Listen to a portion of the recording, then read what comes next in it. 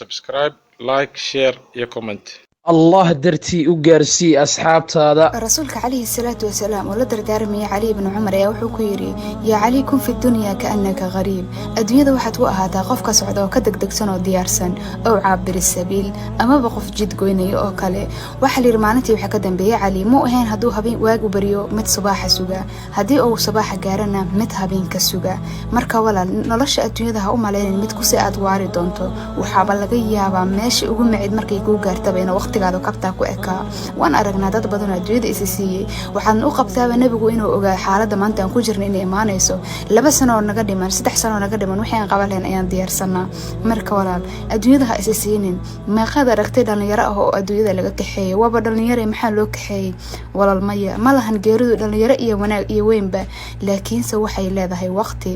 malakameedkuna ma ahan mid dadka iloobo laakiin dadku iyaga ayaa ilaabo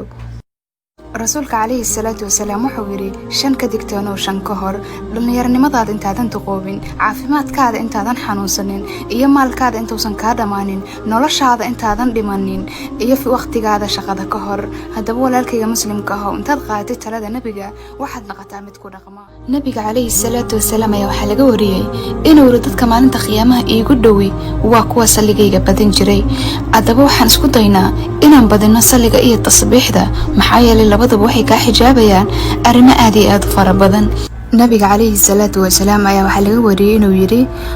naftaada waxaad la jeceshahay nafta walaalkaana la jeclaaw hadaba adiga waxaad naftaada horumarka la jeceshahay khayrka la jeceshahay jannada la jeceshahay inuu cadaabta Allah tusin aad la jeceshahay oo nafta walaalkaana la jeclaaw oo inta aad adiga qofkaas ka diin badan tahay ka cibaado badan tahay la wadaag si uu asigana Allah subhanahu wa ta'ala uga aqbalo oo uga raali ahaado nabiga kaleey salaatu wasalaam ayaa waxa laga wariyay inuu raqafka qof muslim ceebtiisa asturo oo walaalkiis ah asigana Allah subhanahu wa ta'ala ayaa adduunyo aakhir ceebtiisa astura hadaba aan noqono kuwa isu ceeb qariya oo walaalooda ceeb qariya si Allah subhanahu wa ta'ala anakana inoogu ceeb qariyo maxaa yeelay bilaadan ayaan nahay oo waa ceeb badanahay صلوا على حبيب وخلونا ندعو للشعب اللبنان بالشفاء والرحمة اللي ماتوا الله يرحمهم لكل من أصاب الجرح الله يشفيهم يا رب ويبعد عنهم من كل شر يا رب ويحفظهم يا رب subscribe, like, share iyo comment. الله درتي وقارسي أصحاب هذا